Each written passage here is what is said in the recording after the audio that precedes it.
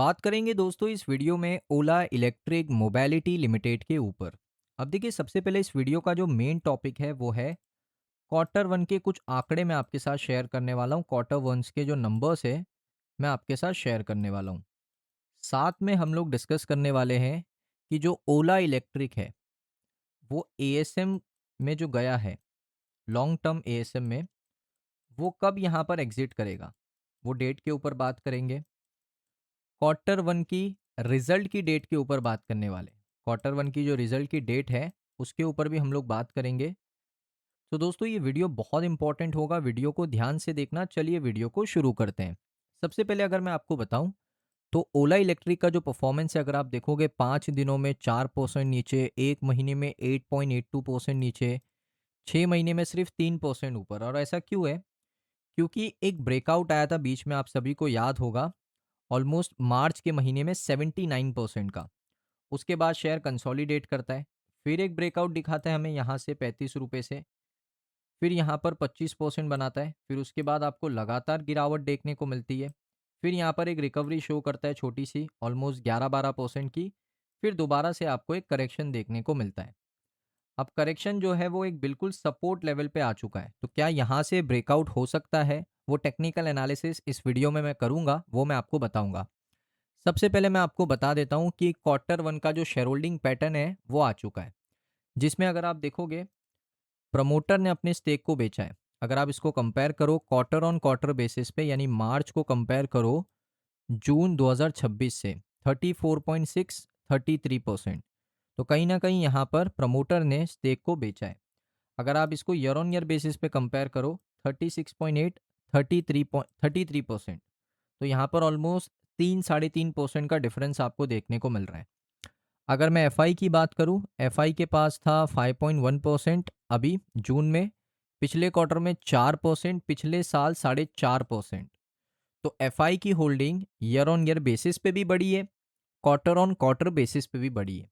Promoter की holding year on year basis पे भी गिरी है, क्वार्टर ऑन क्वार्टर बेसिस पे भी गिरी है। डोमेस्टिक इंस्टीट्यूशंस की बात करें तो इनके पास था 11.2% इस क्वार्टर में, पिछले क्वार्टर में 7%, पिछले साल 2.9%। तो डीआई की holding year on year basis पे भी बढ़ी है और क्वार्टर ऑन क्वार्टर बेसिस पे भी बढ़ी है।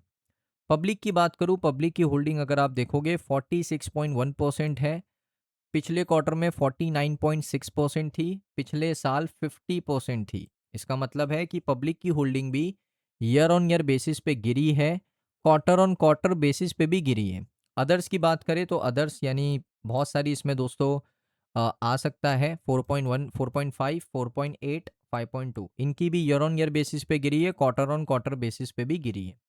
तो ये था दोस्तों यहाँ पर क्वार्टर वन का शेयर होल्डिंग के आंकड़े, शेयर होल्डिंग पैटर्न के आंकड़े। अब इसमें क्या है ना, डीआई के अंदर आप देखोगे सबसे बड़ा मूव है, ये देखिए 11.2%, 7% से सीधा 11%, 8, 9, 10, 11, ऑलमोस्ट 4.2% स्टेक किसने खरीदे, ये सबसे बड़ा सवाल।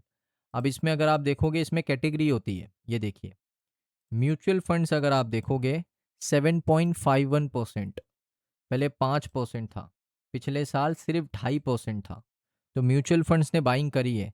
बैंक्स इंटरेस्ट ले ही नहीं लेती। इंश्योरेंस अगर आप देखोगे, जो इंश्योरेंस कंपनी होती है उनकी होल्डिंग तो कमी है, 0.03%, 0.01%। तो इसका मतलब है 0.2% बाई की है। अदर्स अगर आप देखोगे जिनका नाम नहीं है, 1.86% था, 3.70 कर लिया, और पिछले साल 0.05% था।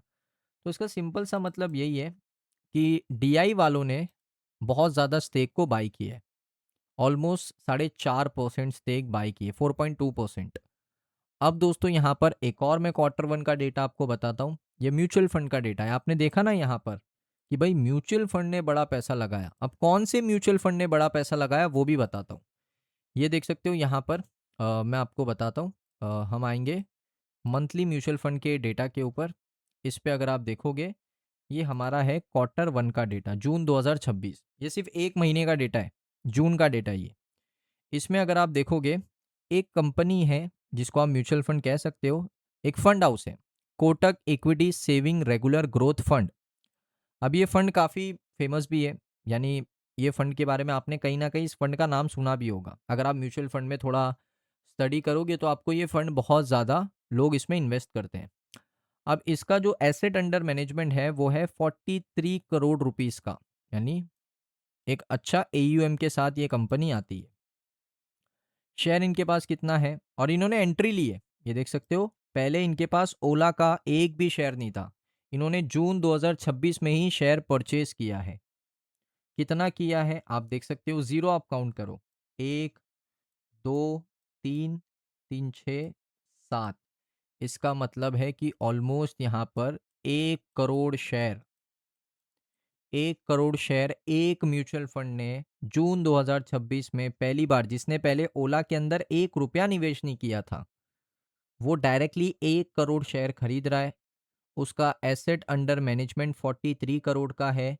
Kotak equity saving regular growth fund है, जिसमें मेजॉरिटी रिटेल इन्वेस्टर निवेश करते हैं।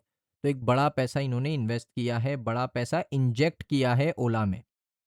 सेकंड पे देखिए कितना डिफरेंस है, यहाँ पर 1 करोड़ शेयर है ना। निपॉन इंडिया अगर आप देखोगे, Nippon India Nifty small cap 250, 4 lakh share, 4 lakh share आपको देखने को मिल रहे हैं। आई थिंक ये 1 करोड़ या 10 लाख है, क्योंकि 10 लाख का कुछ इस तरीके से होता है ना, 10,000 होता है। फिर उसके बाद अगर आप इसमें एक और ज़ीरो ऐड करोगे, ये होता है 1 लाख, 1 लाख इस तरीके से होता है ना, ये 1000 हुआ, ये 10,000, ये 1 लाख, 10 लाख। आई थिंक माफ़ करना, ये 1 करोड़ शेयर नहीं है, 10 लाख शेयर है। तो 10 लाख शेयर भी वैल्यू रखता है। अगर आप 10 लाख शेयर कैलकुलेट करोगे कौन से प्राइस पे इन्होंने लिया है, एक सेकेंड, इनका जो एवरेज प्राइस होगा आई थिंक वो 40-42 रुपये पर ही होगा। कैलकुलेट करते हैं, 42 पे कैलकुलेट करते हैं, 42 इंटू, ये हो गया आपका 1 लाख, ये 10 लाख, 4 करोड़ 20 लाख रुपए, ऑलमोस्ट 4 करोड़ 20 लाख रुपए इन्होंने निवेश किए। पहले इनके पास शेयर एक भी नहीं था ओला का, देखिए ना, मंथ ऑन मंथ पे चेंज 100% है, कोई शेयर था ही नहीं पहले। इन्होंने अभी अभी 10 लाख शेयर खरीदे। उसके बाद Nippon India 4 lakh share, SBI Nifty small cap 250 index regular growth 2,06,000 share, ICICI 91,000 share. उसके बाद छोटी छोटी क्वांटिटी है, सेलिंग भी हुआ है। निपॉन इंडिया ने 41,000 शेयर सेल किया है। कोई सेल करेगा तभी तो म्यूचुअल फंड बेचेगा, खरीदेगा ना दूसरा म्यूचुअल फंड, और बाकी सेलिंग का डेटा अभी तक अवेलेबल नहीं है। तो कोटक ने काफ़ी बड़ा पैसा निवेश किया है ओला इलेक्ट्रिक के अंदर। उसके बाद दोस्तों आपको मैं बताता हूँ कि बहुत लोग पैनिक करते हैं ना, तो मैं पैनिक आप बताता हूँ कि वो जो ट्रेडिंग फर्म होती है वो कैसे काम करती है। अब देखिए एवरेज आउट कैसे करना होता है। 34 पे लिया, 34 पे लिया, 34 पे लिया, साइड के प्राइस देखो, 0.14, 0.09, 0.22, बेचा कहाँ पर, 39, 38। जैसे जैसे गिरावट हो रही है शेयर को बेचा जा रहा है। फिर आप देख सकते हो 39 पे बेचा, उसी दिन 39 के प्राइस पे बाई भी किया, परचेज किया 39 पे। उसके बाद देखिए एक और, फिर 38.45 पे क्लोज किया, सेल किया वही क्वांटिटी। तो जब लॉस हो रहा होता है तो छोटे लॉस पे बाहर निकलना अच्छी बात होती है। फिर परचेज किया 38.42 पे, फिर आप देखिए प्रॉफिट बनाया, 47 पे बेचा। उसके बाद देखोगे यहाँ पर जम ट्रेडिंग ने दोबारा 47 पे लिया, फिर उसके बाद उन्होंने 43 पे निकाला, शेयर निकाला, और एवरेज आउट करके निकालते हैं वो लोग। तो एवरेज आउट करना बड़ा ज़रूरी होता है, क्वांटिटी के साथ खेलना ज़रूरी होता है इन टर्म्स ऑफ अगर आप ट्रेड वेट करते हो तो। एएसएम से कब निकलेगा, देखिए एएसएम से निकलने का जो चांस है वो 3 महीने बाद होता है, जब लॉन्ग टर्म एएसएम में जाता है। 10 जून को गया है, जून, जुलाई, अगस्त या सितंबर, अगस्त या सितंबर में दोस्तों एएसएम स्टेज 1 से बाहर आ सकता है ओला इलेक्ट्रिक का शेयर। टेक्निकल पैरामीटर में सबसे इंपॉर्टेंट चीज़ होती है सपोर्ट। सपोर्ट यहाँ पर था, उस सपोर्ट को इसने लिया, उसके नीचे क्लोजिंग नहीं दिया। आप देख सकते हो ये लेवल के नीचे, इसके नीचे क्लोजिंग नहीं आया, ऊपर क्लोजिंग किया है। तो चांस हो सकता है कि अगर यहाँ से एक अच्छा बुलिश कैंडल बने तो ये लेवल पे दोबारा आपको देखने को मिल सकता है, इस लेवल पे 45.93 पे दोबारा से। अगर यहाँ से ब्रेक करता है तो ये एक सपोर्ट आपका बने रहेगा 37.64 का। सो दोस्तों ये वीडियो आपको कैसा लगा कमेंट सेक्शन में बताइए। अगर आपको वीडियो अच्छा लगा वीडियो को लाइक करें। मिलता हूँ नेक्स्ट वीडियो के अंदर।